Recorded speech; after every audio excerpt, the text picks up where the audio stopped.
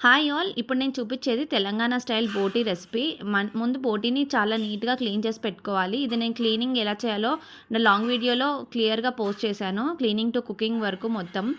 ఇక్కడ కుక్కర్ పెట్టుకొని ఒక 2 బిగ్ సైజ్ ఆనియన్స్ కట్ చేసుకొని ఫ్రై అయిన తర్వాత కొంచెం మసాలా, చెక్క, లవంగా, ఇలాచి అండ్ సాజీరా సాజీరా వేసుకొని ఫ్రై అయిన తర్వాత మనం ముందుగా క్లీన్ చేసి పెట్టుకున్న బోటీ వేసుకొని ఆయిల్‌లో ఫ్రై చేసుకోవాలి. ఆయిల్ అంతా కొంచెం పైకొచ్చిన తర్వాత టేస్ట్‌కి సరిపడా కారం, ఉప్పు వేసుకొని ఇంకొక 2 మినిట్స్ ఫ్రై చేసుకొని సరిపడా వాటర్ వేసుకొని ఇలా మూత పెట్టి ఉడికించాలి.